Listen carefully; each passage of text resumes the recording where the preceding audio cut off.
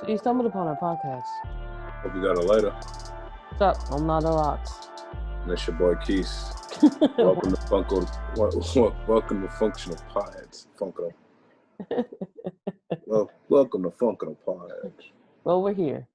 We're maybe functional. I don't know. Yeah. Today's one of them days. What you smoking on? Today we have some Artisan Super Lemon Smack. Shout out to Artisan. Those lemonine terpenes popping. Word. We didn't get any flour from them, but we did get the joint. Limonene. I am smoking Sweetwater Farms Candyland. I love Sweetwater Farms. Bruh, everything they drop, I buy. Everything. They still doing the peaches and diesel? Yo, they didn't drop any flour, and I was upset. But the pre-rolls was... Yo, you got to get the flour. You got to get the flour, and you got to get it when it first drops. Okay. I mean, I hear you. It's crazy. It literally tastes like a sweet peach gas. Like their pre-rolls are all flour. It says it's an all bud pre-roll. That's why I fuck with them. They're 2.5 grams, all flour, and you can actually see it. But you're right. I bought all of their pre-rolls so I could try them, and then decided, I have to have Candyland. But they didn't have any Huckleberry Pie, and they didn't have any peaches and diesel in flour. So they're still doing the Huckleberry Pie? I heard they had discontinued it. They still doing it, and it's amazing. That's what's up. Yeah. So we are back, as you can see. We did tell you we was leaving. We told you we was taking a break. See you in the next year. But too much has happened. It's just one of those things. We go where we're needed and when we're needed. Yeah. And too much has happened, and we just wanted to give you our quick takes on everything, just to hold you over as you see what happens in this last month of 2020, because it's been giving us hell. Second to last month? Yeah, whatever. Yeah. Well, I mean, we're so close to the finish line. Who's counting, though? You know what I mean? So, cannabis news. First up, the Kemp store. It's publicized as the first Black-owned cannabis shop. And at first, when I started to read deeper into it, it was then stated that Sean Kemp was only 10% owner. And then a recent story that just came out now lists him as 5% owner. So a lot of the outcry right now is like, it is indeed not the first Black-owned store because it is not majority Black-owned. And this is going to actually tie in to what's going on in Jersey right now and how certain wordings equate to like certain things technically, but realistically, that's not the case. Jersey also has something set up where there's supposed to be a socially equitable program put in place and regulated, but upon legalizing the cannabis, everything's changed. Now it's going to be something similar to this story where you could be 10% owned by somebody of color, a minority, a vet, I believe women and people with disabilities. And then you now fit under this category where you can kind of like poach off of these licenses. And that's what big money does. And that's what big money will continue to do. We see it here with Kemp, and we're going to see it in Jersey just someday. I mean, look out for it in Seattle. Very true. And I would say with that, there's a Leafly article talking about this happening, like not specifically what you're saying, but that the Kemp store was coming out and they were having a huge turnout on opening day and all this other stuff. And it's Black owned, blah, blah, blah, blah, blah. And I was like, I wonder what the percentage is. And then we find out that shit's 5%.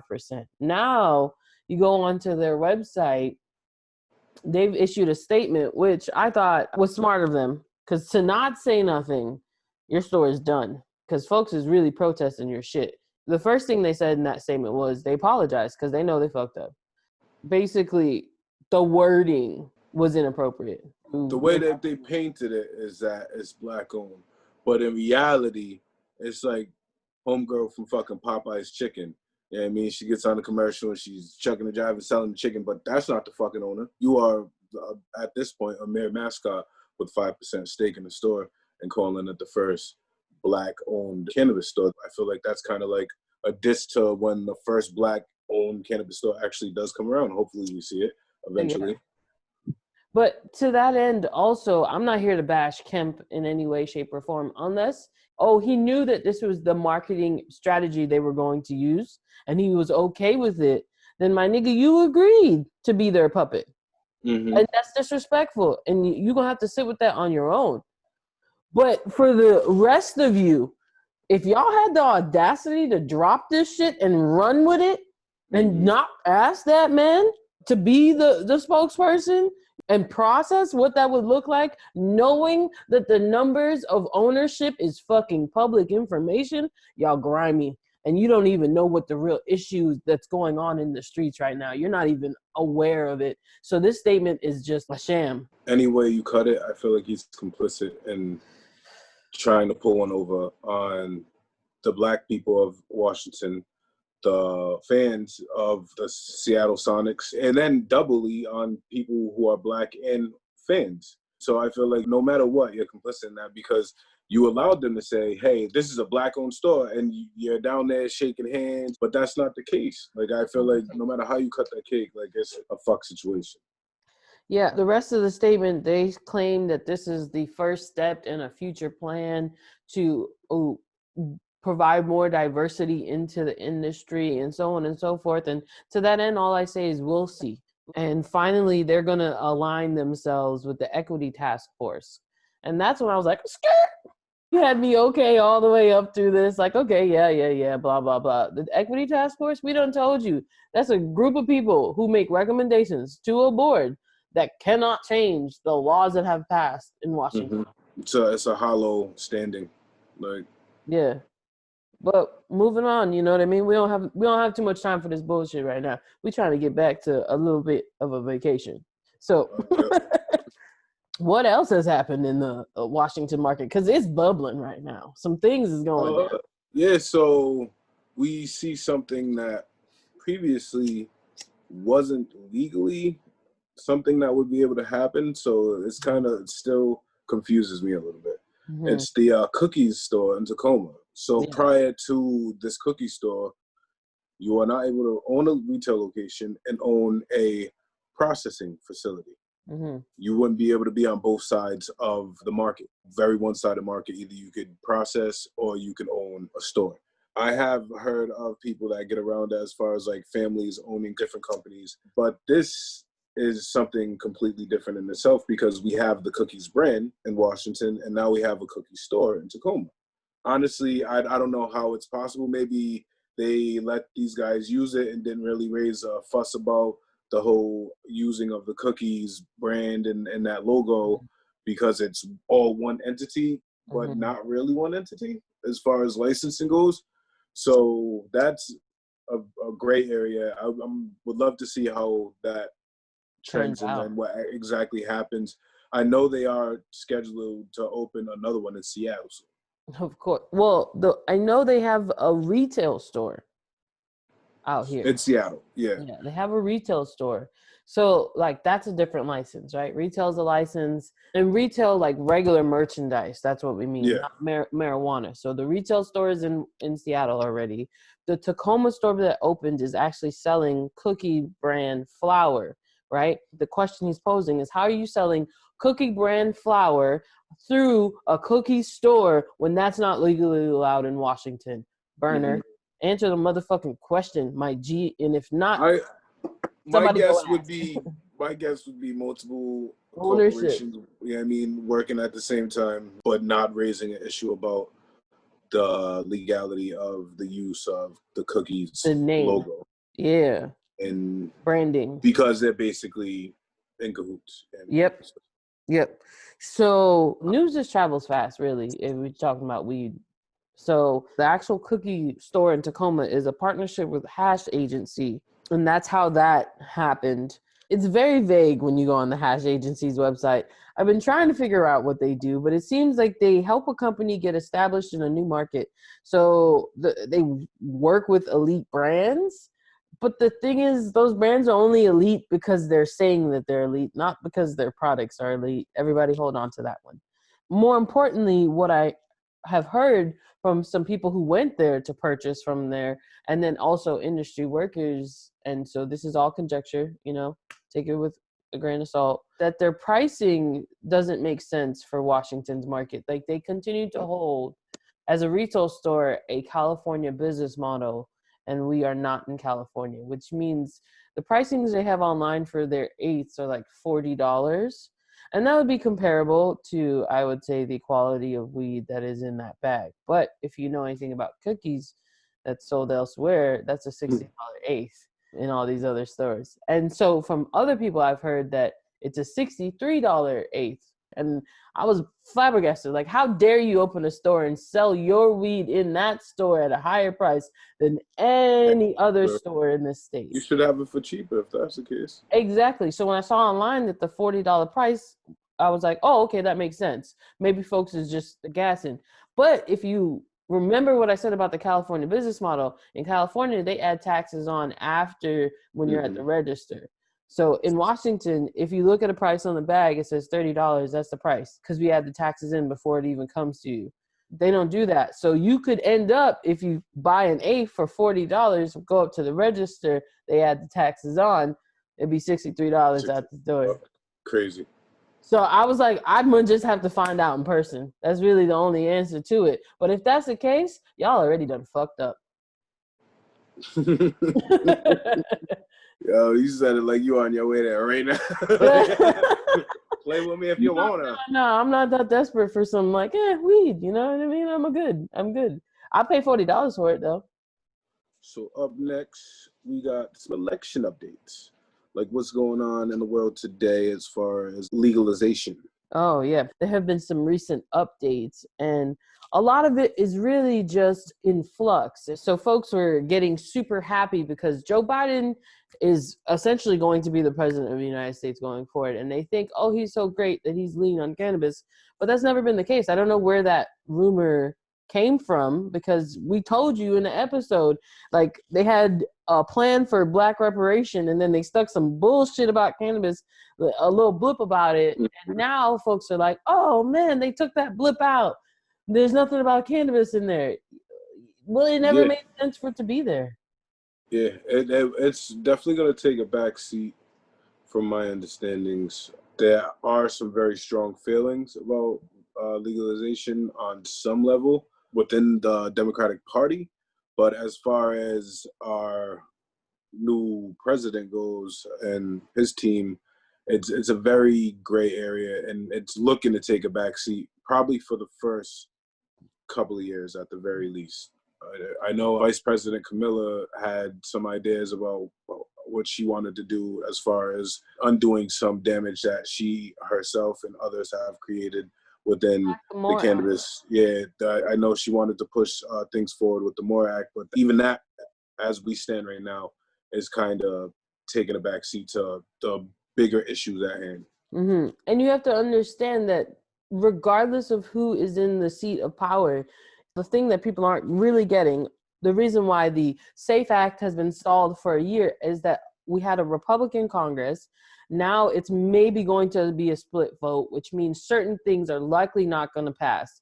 And if it's not a bipartisan policy, which cannabis won't be, then it's not going to go through. So they're not even going to spend time on it until they fix Congress. And so please, Georgia, if y'all can just vote, we need as much of a push as possible, is all we're trying to say.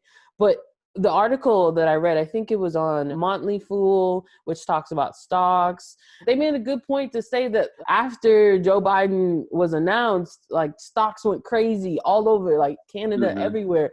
Folks was just putting money in because it's like Joe Biden's here and it's going to be easier for cannabis and it's going to be federally legal. Like, he never said that. He's only okay with descheduling it. He's not okay with like federally legalizing it. That's not even something he was talking about. No. The biggest thing that they'll probably be looking to do is some type of decriminalization somewhere like down the line, which will be a federal decriminalization, which basically will only remove mandatory minimums, which is still like, no, I'm not taking anything away from that. That is fucking huge. Ooh. Like, that is really, really big for a lot of people. And that would release a lot of people who have been sitting in jail for like over 20 years, 10 years, 15 years on Shout out Kelly. Like, that's possibly a big thing. But it's not, it falls very short of where we thought we would be, where most people thought we would be with it. I mean, we didn't personally. We already knew what the deal was. But like people as a collective, where we thought we would be within him taking the presidency within the first year, a lot of people thought legalization was going to happen. But realistically, we're looking like maybe year 2, year 3, maybe. For sure. Some sort of change, not even legalization federally, just some sort of minute change to satisfy the public. But let's get to these states because everybody said they called. First up, we have New Jersey. Jersey is hot damn it. Like in itself is a headache because they said that they wanted to legalize. They had some really good ideas about equity within the community and really giving back as far as taxes go. But now we see as legalization gets pushed through, the change in narrative. So now I don't know where the number came from because once we break it down, like it really won't seem as if that number is obtainable. But they think they're looking at anywhere from 600 million to 800 million collected and projected sales within the first year.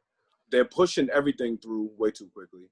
They're not getting the wording to their laws in place before they open these locations. They are looking within the next 6 months, which from the point of legalization recreationally to the point of sale, it'll be the fastest turnaround for anyone.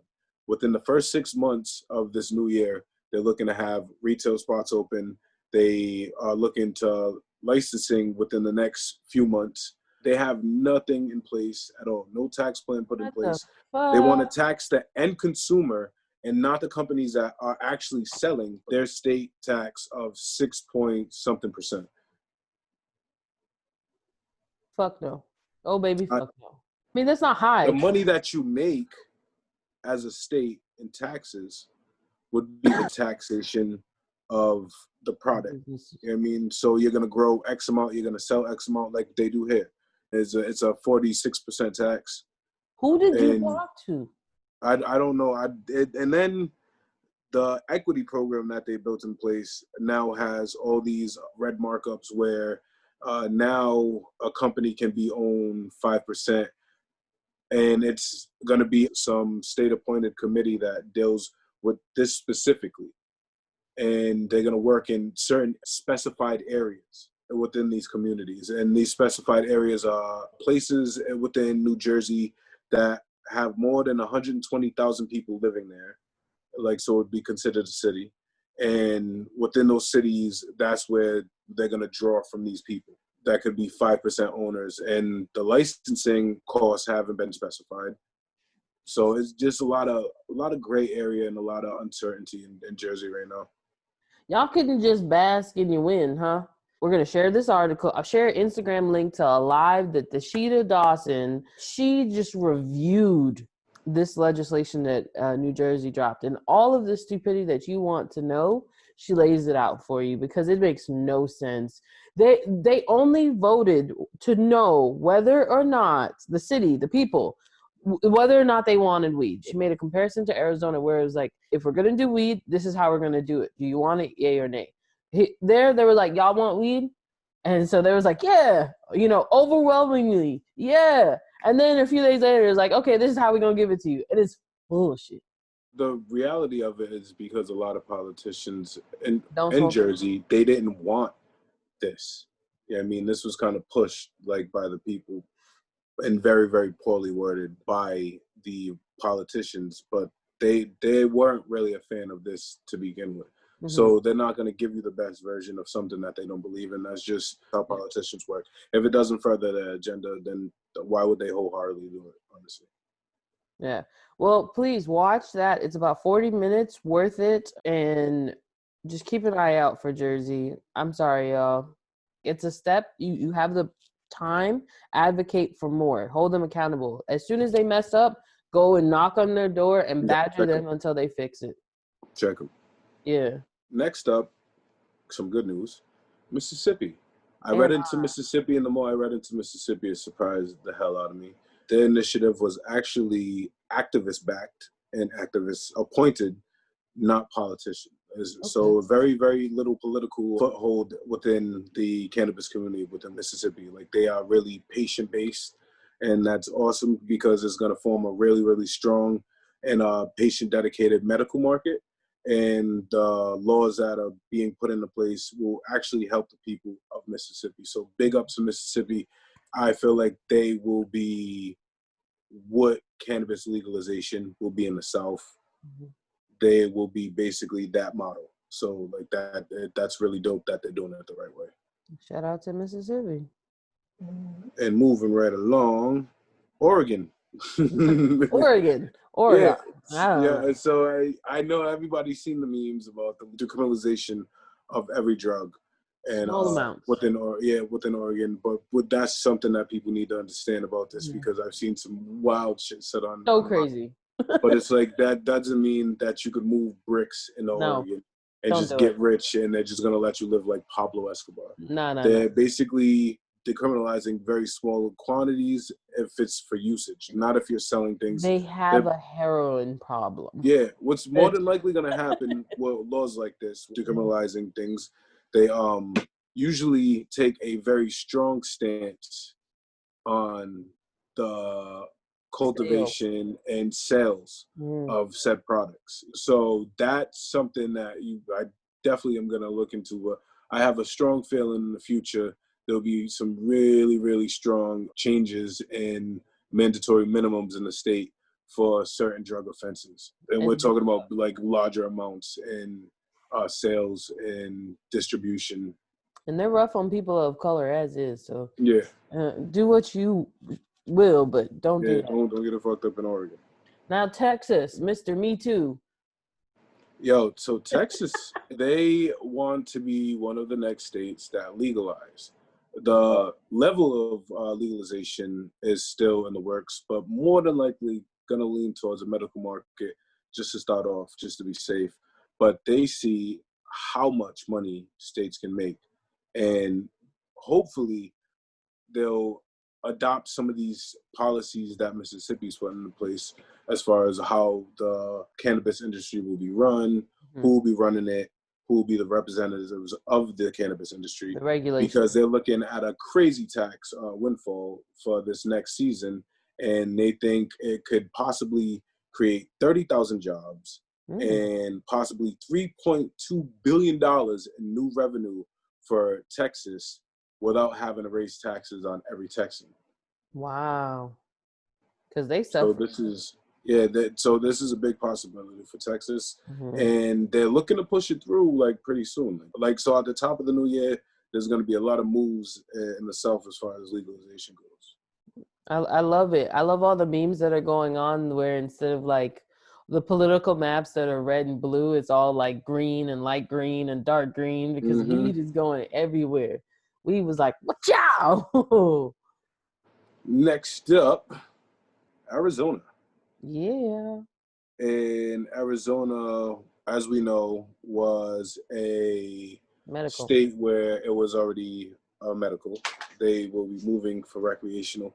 The biggest thing about them moving for recreational, Prop 207, is basically the releasing of people who are currently incarcerated for cannabis charges, and the expungement of records for people who have been prior victims of the drug war in Arizona.